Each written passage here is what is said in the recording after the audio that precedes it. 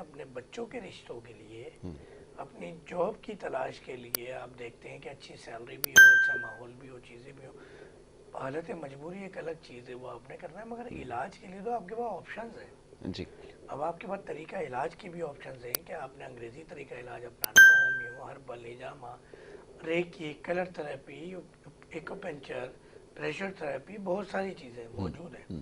اور اب تو نئی نئی، ابھی میری ایک اسٹڈی چل رہی ہے تو وہ ہربل کا ہی ایک سیگمنٹ، کہ ہم اگر کچھ مساج دیتے ہیں کریلے کا، نیم کا، پاؤں کے ذریعے، یا ارتھنگ دیتے ہیں پاؤں کے تلووں کے ذریعے، تو اس سے بھی ہمیں فائدہ نظر آ رہا ہے پیشنٹس میں.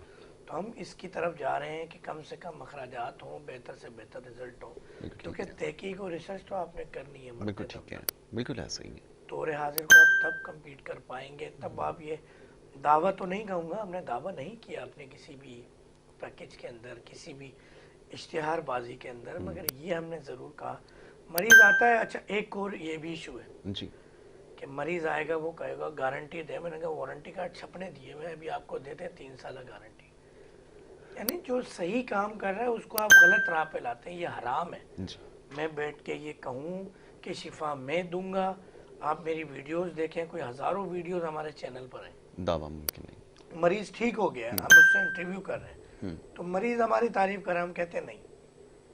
مریض کہہ رہا ہے نہیں یہاں آپ آئیں گارنٹی سے. میں نے کہا گارنٹی کا ورڈ نہیں ہے، حرام ہے. حرام. شفا اللہ تعالیٰ دیں گے. بالکل ایسا آپ اور ہی. میں کون ہے زندگی اور موت اور بے شفا شک اور کوئی نہیں. بیماری کا فیصلہ کرنے بالکل والا؟ بالکل بجا فرمایا. مگر آپ ایک ہفتہ، ہم 3 مہینے کا کورس بتاتے ہیں شوگر کا، جی آپ 3 ماہ نہ لیں، آپ ایک ہفتہ میڈیسن لیں، آپ کو آئیڈیا ہو جائے گا. جی کہتے ہیں پوری دیکھ نہیں چکھی جاتی ہے، ایک چاول بتا دیتا بہت ہے کہ خوب، دیکھ کے کیا بہت حالات خوب. ہیں.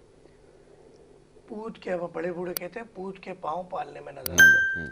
تو آپ نے اتنے اخراجات، معاملات یہ ہیں کہ 2 قسم کے مریض ہیں. میرے پاس 5 روپے ہیں، آپ کے پاس 1 لاکھ روپے. جی آپ کوئی بڑا کراچی کا نجی ہاسپٹل سلیکٹ کر کے وہاں علاج کراتے ہیں، جی اور میں 5 روپے لے کے ایک گورنمنٹ ہاسپٹل، عباسی شہید ہاسپٹل یا سندھ گورنمنٹ ہاسپٹل چلا جاتا ہوں. دونوں جگہ ڈاکٹرز ہوتے ہیں، ڈاکٹر ایک ہی بات کہتے ہیں، دعا کریں. جی میں بھی ٹھیک ہو جاتا ہوں، آپ بھی ٹھیک ہو جاتے ہیں. بعض اوقات میں بیمار رہتا ہوں، آپ بھی بیمار رہتے ہیں. تو اللہ تعالیٰ نے بنایا ہے ایک نظام، جی ایک ترتیب. تو آپ سلیکشن بہتر سے بہتر کریں. آپ دیکھیں کہ اگر آپ کسی حکیم کے پاس جا رہے ہیں تو آیا اس نے فاضل طب و جراحت FTJ کسی اچھے کالج سے کیا ہے؟ تھوڑی معلومات کر لیں. ڈاکٹر صاحب سے نہ کریں، حکیم صاحب سے نہ کریں، ناراض ہو جاتے ہیں. ہم بھی فیل کر جاتے ہیں، ایسا نہیں ہے. بالکل ٹھیک ہے. مگر آپ کو جو نمبرز مل رہے ہیں یوٹیوب چینل سے، وہاں سے لیں. بھائی آپ نے علاج کرایا، کیسا بندہ ہے، کیا دوا کام کرتی ہے، کیا ہے. آپ آتے ہیں، جب آپ لابی میں بیٹھے ہوتے ہیں، ویٹنگ ایریا میں بیٹھے ہوتے ہیں، تو آپ وہاں پیشنٹ سے پوچھیں.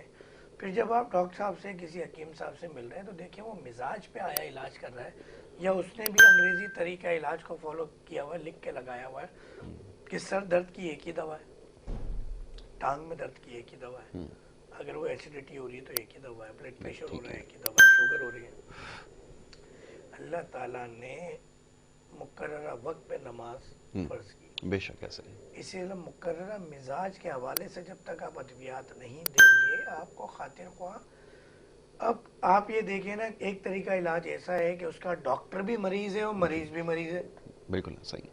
80% ڈاکٹرز جو کہ 45+ ہیں وہ ڈائبٹک کے پیشنٹ ہیں، جی ڈسلیپیڈیمیا کے پیشنٹ ہیں. اب آپ جو چیزیں، ابھی ہم ایک اور ایسا کر لیتے ہیں. اب ایک چیز اور بھی مشہور ہے، آپ نے اگر حکیمی علاج کروایا تو گردے آپ کے فیل ہو جائیں گے. یقیناً کچھ حکمہ ایسا کرتے ہیں، مگر وہ حکمہ حکیمی دوا نہیں دیتے، جی وہ وہی انگریزی ادویات پیس کے کوٹ کے دے رہے ہوتے ہیں، جی اسی لیے گردے خراب ہوتے ہیں. جو اصلی حکیم ہوگا وہ یہ حرکت نہیں کرے گا. آپ دواؤں کو دیکھیں، چیک کریں. جی 99% ڈائلیسس سینٹرز میں چلے جائیں، ڈائبٹک ہائپر ٹینشن پیشنٹ جو کہ مشہور طریقہ علاج کے ادویات کھا رہے ہیں، وہاں لیٹے ہوئے. جی جی کل رات کو میں ایک بہت بڑے نیوز چینل کا وہ دیکھ رہا تھا، سوشل میڈیا پیج، تو وہ سامنے آ گیا. تو اس میں وہ اب آگے ان کا لوگو لکھا ہے، زبان پہ بار بار نام آ رہا ہے، لینا نہیں چاہتا. اور 2 منٹ ہوئے تھے اس کو شیئر کیے ہوئے کہ فلاں مرض کا علاج کیسے ممکن ہے. ہمارے یہاں نیوز چینل جو ہیں وہ علاج کر رہے ہیں, سوشل میڈیا پہ جو جس کا دل کرتا ہے وہ علاج کرتا ہے. تو آپ کو سلیکشن کرنی ہوگی تو یقیناً شوگر کا بھی علاج ہے. پھر وہ حکیم جو نسلی ہوگا اس کو جڑی بوٹیوں کی بھی پہچان ہوگی. جی. جڑی بوٹیاں کس طرح, 2 طریقے ہوتے ہیں کسی بھی پودے کے اگنے کے. ایک طریقہ تو یہ کہ آپ نے اس کی باغبانی کی, آپ نے ہل چلایا, آپ نے گوڈی کی, آپ نے بیج ڈالا, آپ نے پانی ڈالا, آپ نے خیال کیا. جی. مگر 90% افیکٹو جڑی بوٹیاں جب درخت کے اندر بیج ہوتے ہیں, پھل ہوتے ہیں, اڑتے ہیں, اڑ کے ادھر جاتے ہیں, ادھر جاتے ہیں, وہ خود بخود گرو ہوتے ہیں. اور وہ آپ دیکھیں کہ حکمہ حضرت جڑی بوٹیاں توڑنے جاتے ہیں تو ہر تھوڑے دن میں آپ کو پھر وہ بارش ہو جاتی ہے, جب بھی وہ پودا اگ جاتا ہے.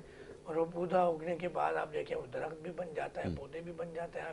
حکمہ حضرات وہی ایک جو خاص علاقہ ہے اس خاص علاقے میں جاتے ہیں. مثال کے طور پہ آپ کے ہائی وے پہ ہمارا جو کمانڈر سٹی ہے اس کے سامنے جو ہے کوڑ تمبا بہت ہے, تو اس کی بیل ہوتی ہے, وہ جاتے ہیں حکمہ توڑ کے لاتے ہیں, پھر مہینے 2 مہینے بعد جاتے ہیں, پھر توڑ کے لے آتے ہیں.